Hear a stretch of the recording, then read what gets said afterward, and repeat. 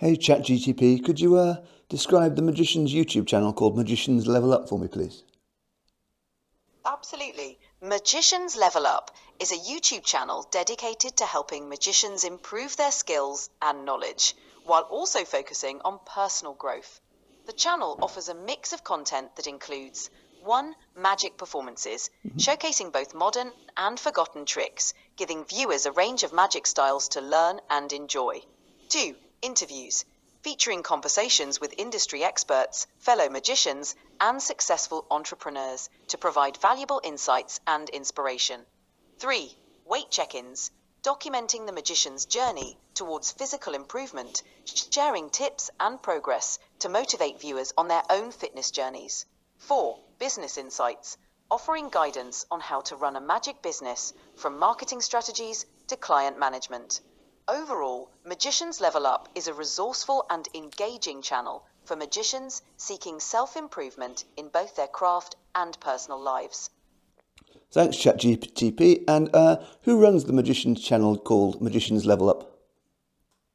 The channel Magicians Level Up is run by Alex Pandrea.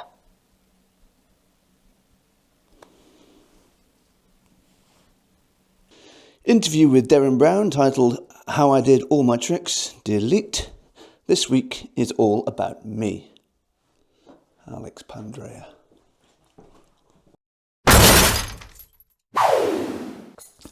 Hey folks, welcome back. This is episode 7, which means last week was week 6 of my first 12-week year. I've got plenty more interviews coming up for you in the future. This week though, we're going to keep it a short episode. We're going to talk mostly about me. We're going to do a practice check-in on my Ninja Rings routine, see how that's going. We will run through the goals that we've put up for this 12 weeks and see how far I've got in the 6 weeks and whether I've got a chance of finishing all of this. We will tell you a little bit about me, because it occurs to me that I'm not Craig Petty. I don't release a trick every 3.5 minutes, so you don't actually know who I am. So I thought I'd give you a little bit of background on me. And we'll finish the video off with something a bit fun, not really on theme, but requested quite often and seen on lots of other YouTube channels. We'll go through my close-up case. So, we all love those videos. I know that. I love watching them too. One small announcement before we start.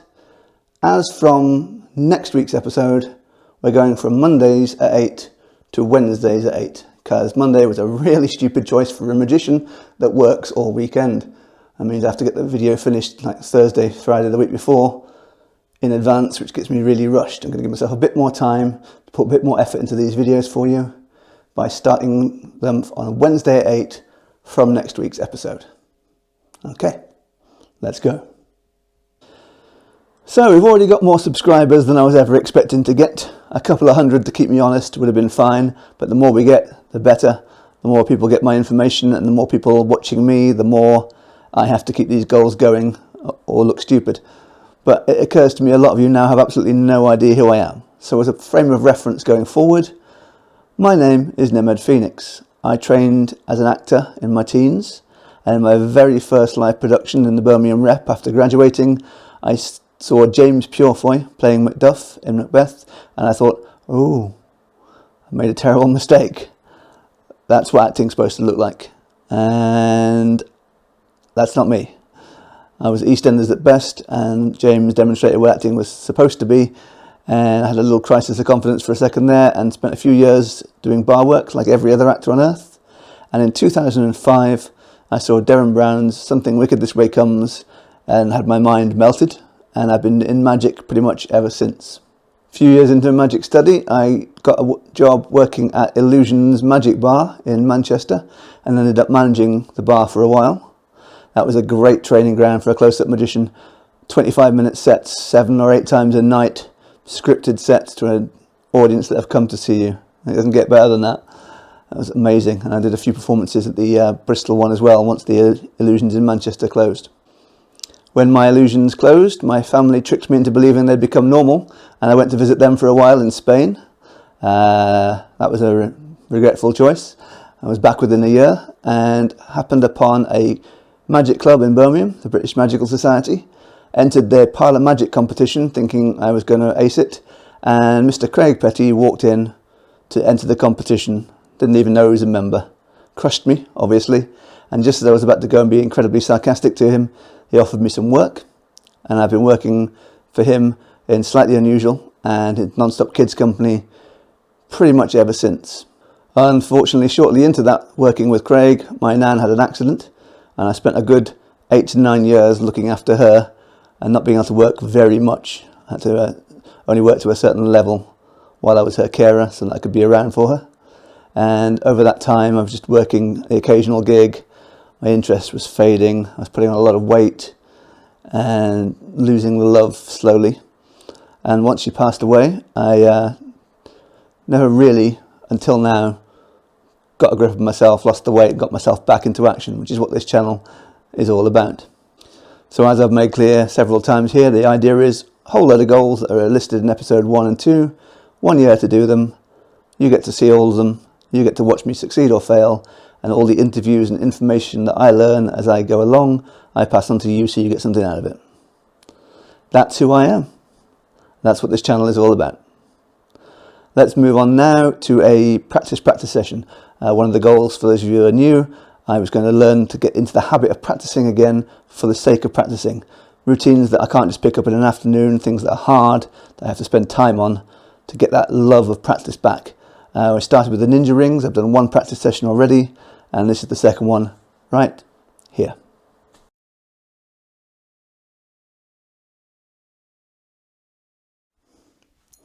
1, 2, 3, and 4 solid steel rings. They're going to link right there in front of the one that's already on. 1, 2, 3. 1, 2, 3.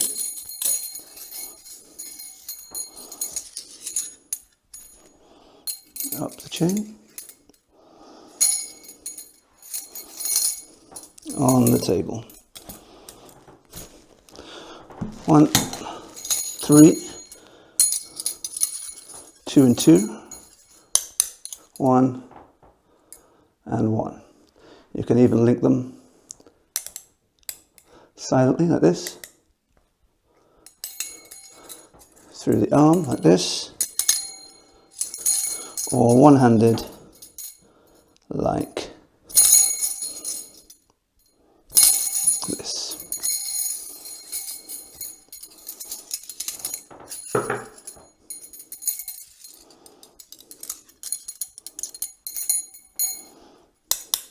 This time in slow motion. Spectator takes this ring, goes tap, tap, tap, and then again on the third one hits harder. 1, 2, 3. Take these 2, tap, get her to hold these 2. Tap, take it off her, link the last one. Show it connected everywhere. Do a sudden chain, 1 off, down to the bottom, up to the top and on. One-handed link again. This time supposedly with the eyes closed. I'm gonna get there. It's gonna happen.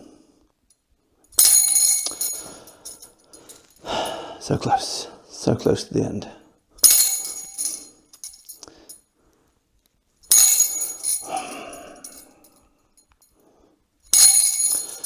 You've done it once already, do it again. That one goes on there, amazing.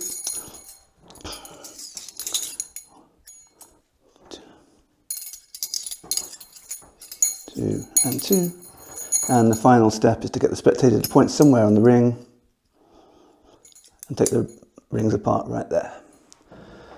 To be honest, I was better than that last week on the video that I lost. That was take 28 million. I'm not doing another one. Shoot a gower routine for this week before I explode. My immediate thoughts on the shoot a gower routine, having practiced and rehearsed it enough that I know the moves so that I can eventually polish it, show you the finished result one day, lose what little hair that I've got left. When I'm combining my own routine together, parts of this, parts of Joshua Masada's linking routines, parts of Matthew Garrett's Ninja Plus routines, possibly even parts from full-size linking ring routines, I guarantee you 3 things that are not coming with me from this routine are the table spin move at the beginning. Lovely looking move, works at least 2 times in every 500.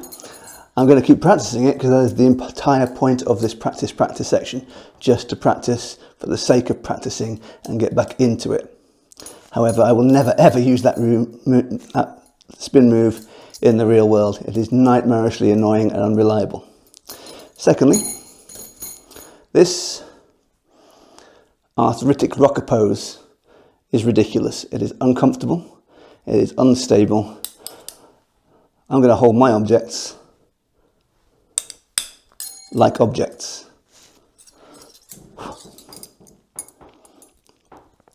And the one other thought I had about this routine, obviously I'm not criticising Shoot's routine, this is just my personal feelings and thoughts on it. At the start of the routine, he counts 1, 2, 3 and doesn't place the 4th one down because of potential sound differences.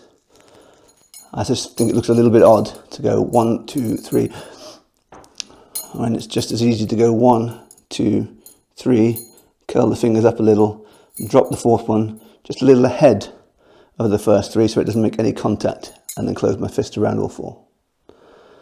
Those are my initial thoughts on the Shoot-A-Go routine. I'm going to move on now, show you my beginnings of work on the Joshua Masado routine. The Masado linking rings by Joseph Masado, pretty much paraphrased until I get the hang of it. 1, 2, 3 and 4 solid steel rings. As soon as they go on, they can come straight off. Would you hold that for me? Just like that. If you think that was fast, that's faster. Would you hold this one for me like so? I'll do this one.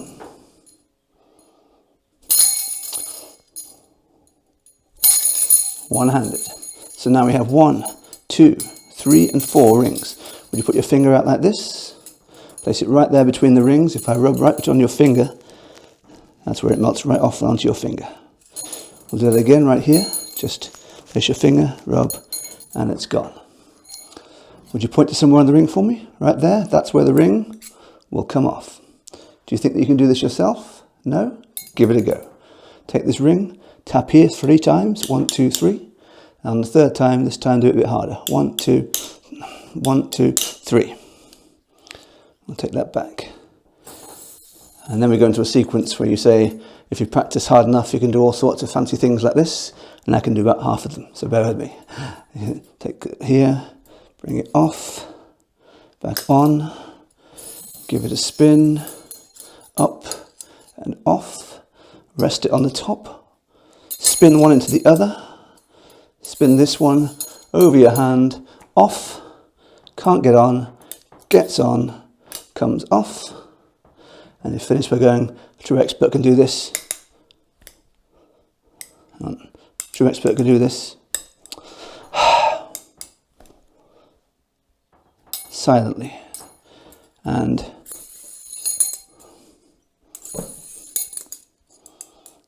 off. Very much the beginning stages of the Joseph Masado routine. Initial thoughts on this. I like this one a lot more. This is far more practical.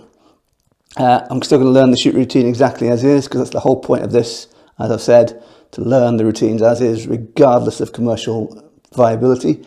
But when I combine my own routine together at the end of all this, using a bit of Shoots, a bit of Masado's, a bit of Matt Garrett's Ninja Plus, maybe even some others like Pop Hayden's full-size linking rings routine might actually have some use here. Ultimately, I think it's going to have more of this style to it than this Shoot one. Less displays, more interaction, everything here, nothing on the table. Solid routine. So that's Masado's routine. I'm going to add in some Ninja Plus next week and show you the progress on all 3. And by the end of this 12 weeks, hopefully I'll have something that actually looks good for all of these routines.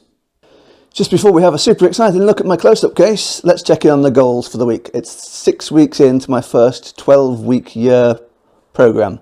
I had a certain list of goals. Let's see how I did.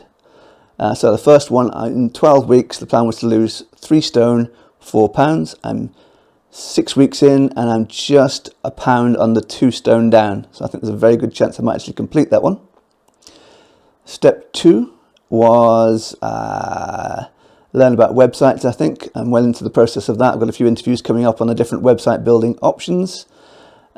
Step 3 was to get a doctor's appointment to try and sort my skin out, which I thought was going to take me forever, but it's progressing ridiculously fast. That entire goal of fixing my skin might be ticked off in the first or second 12 weeks at this rate.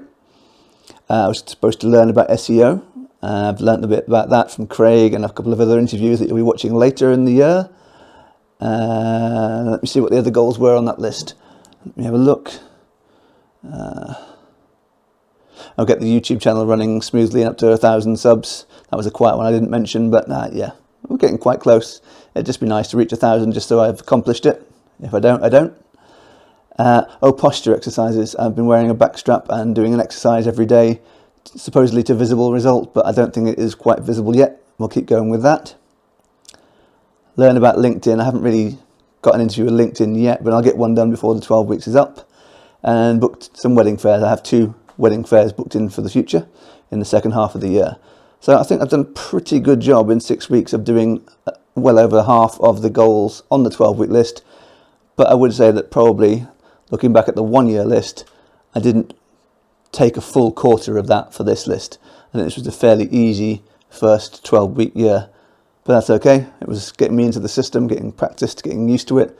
In the second 12-week year, we'll come up with a much bigger, much more complex list for me to do. Let's see if we can do it. So that's this week's goal check-in. We've had an introduction, we've had my goal check-in, we've had the practice. Let's have a look at the close-up case, and we'll be done for this week. And next week we're back to the interviews. I've got some more big names lined up for you with really helpful information for the future. Okay folks, as it's a short one this week, I thought I'd do one of those fun normal videos that YouTubers do that doesn't really fit the theme of the channel, but it's quite interesting to see. I'm going to unload my close-up case for you. I'm going to show you what's in my close-up case. I've deliberately done this at the end of a gig. I've got home, got dressed into the sexy hoodie, got this right here. That way I haven't reorganised it yet. It's all just jammed in there after the gig so that I can sort it out after I've shown it to you. Step 1, Alakazam close-up bag. Nice and big, not small like the 2cc ones, not big like a briefcase. Ideal size, multiple very useful compartments. Strongly recommend you get hold of one of these bags. In the top compartment, we have the most useful thing in my arsenal right now, sun cream. If you have a head like this, get some of this. My old hand cream, this used to be very handy for my dry hand. It's getting less and less necessary with each application of my new medication. But if your hands are dry, get yourself some of this. Comb, shut up. Got a beard. What we got here? Corner of Piccadilly. This one's in there because I did it every day for years and years, and then suddenly got a bizarre mental block and can't remember the order of the routine anymore. Got to get that back in my head. Very old, outdated business cards. A 2-section wallet that just contains 5 random blue cards, 5 random red cards. Lighter and a money clip containing some flash paper. Sean Farquhar's wallet, can't remember what it's called. So Sean Farquhar's wallet, and it has a rainbow gimmick in there for a routine I like to do where I do a card trick in reverse from a revelation and applause up to selecting the card.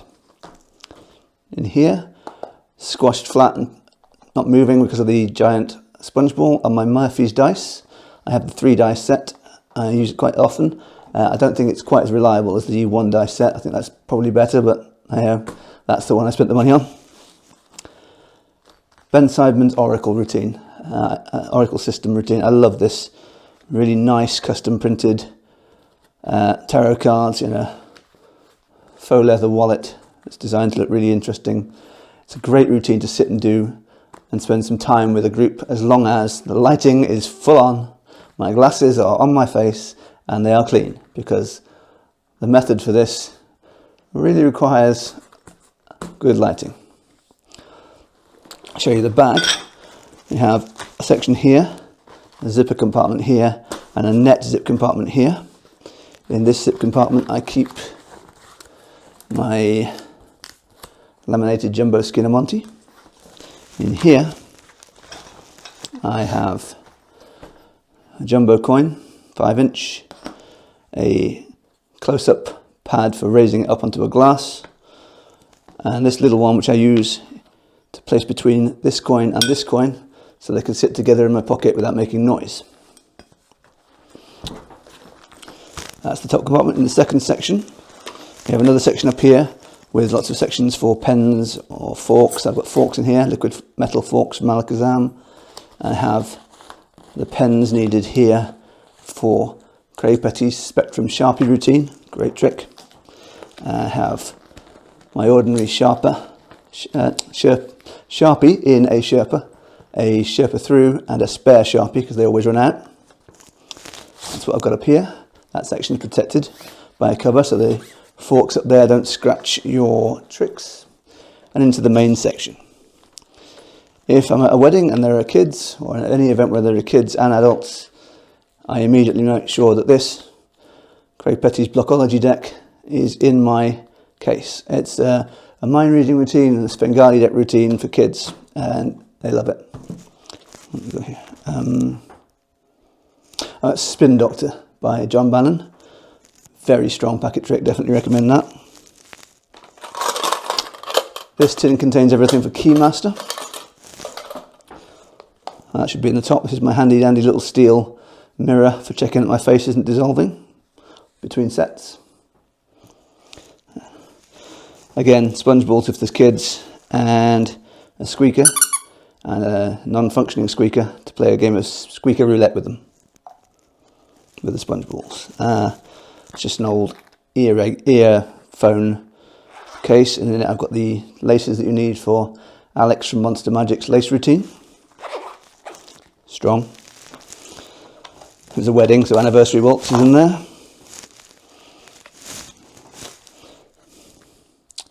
Rubik's Cube routine. We have a standard Rubik's Cube and a turtled mini one for the routine that I use. That hangs on my belt, like so. It's in there. Oh yeah, that's Alexander Marsh's heads or tails routine, but I've replaced the gimmicks that come with it with £2 coins. Mark Bennett's King's Secret. Great routine. Can't really show you that details on that, but that's Big Blind, Craig Petty. My current chop cutter choice, just for space at the moment, is this one. A dice chop cup. Comes with 2 regular dice and a jumbo dice, and I supplied a second jumbo D20. That all lives in there. I'll show you the detail. It's a nice purple custom one. I'm showing you this mostly so that one of you might go, ooh, that's nice. And that will justify the £170 I spent on this chop cup. Makes me choke every time I say that. Ropes. Purple prop dog made nightmare ropes for the fibre optics routine that probably everyone in the world does. Mini book. Mini book is a great trick by Trick Trick Broom, and this wallet that they can sell comes with it. Holds a little laptop nicely there in your pocket along with the cards up here.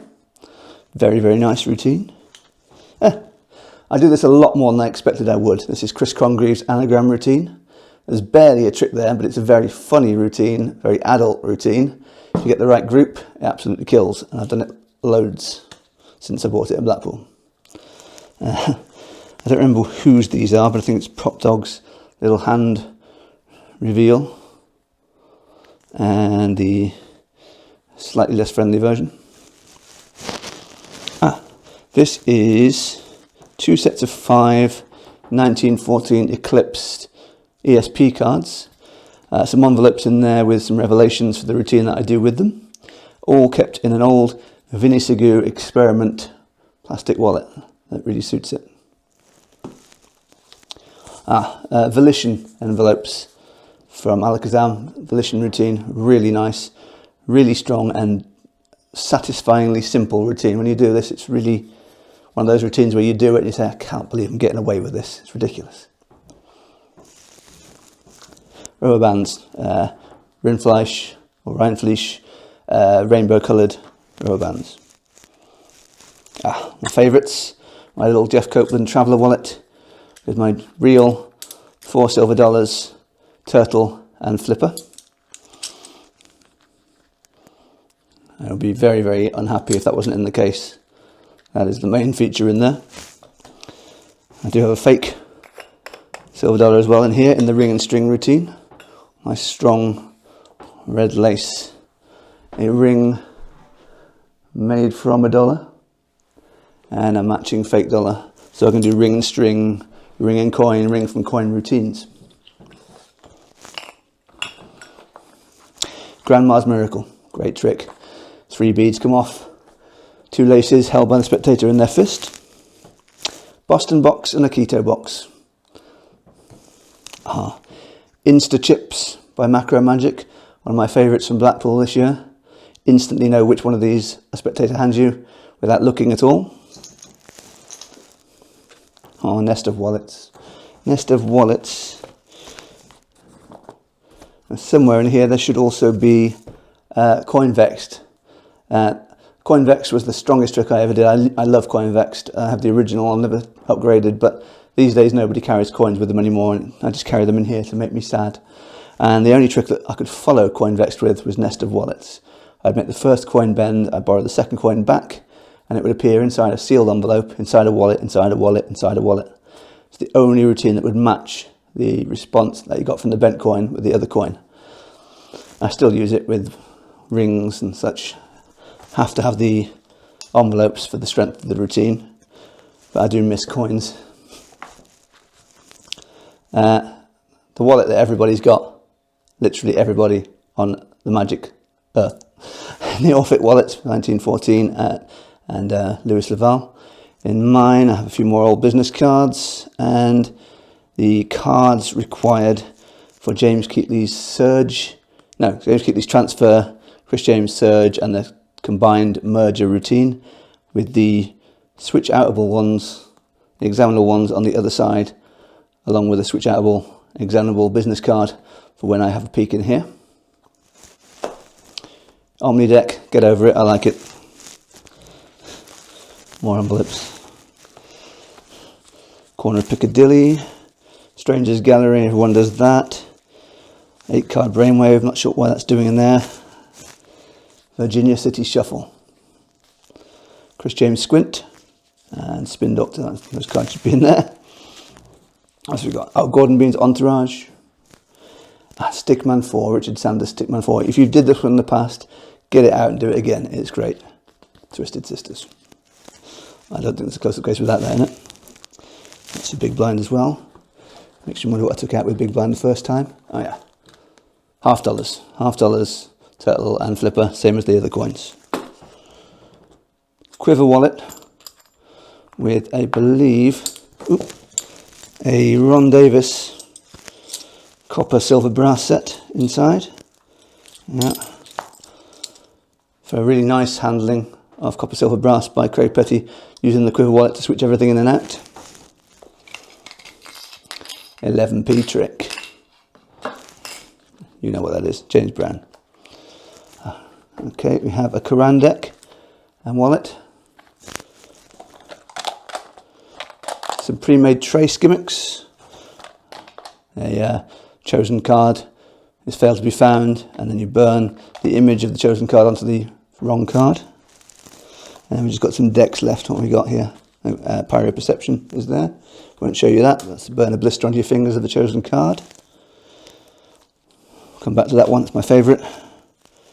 That is a deck of cards. As is that, though I've taken this one and put it into Juan's order, and added a slight addition right here where my thumb is to help me use that.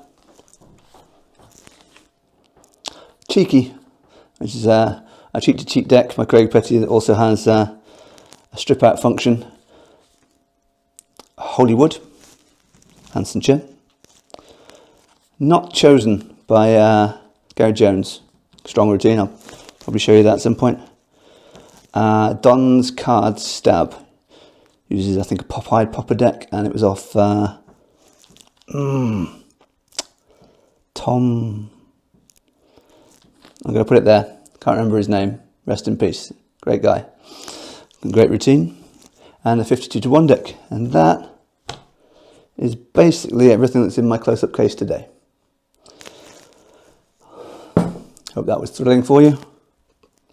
Bye. Okay, folks, short and sweet this week. Hope to see you again next week. Not Monday at 8, Wednesday at 8. Those extra 2 days for editing time, along with the backlog of interviews that I'm building up, means that a modicum of professionalism will soon show its face on this channel. As always, like the channel, subscribe to the channel, and above all, comment in the video so I know you're there. See you next week.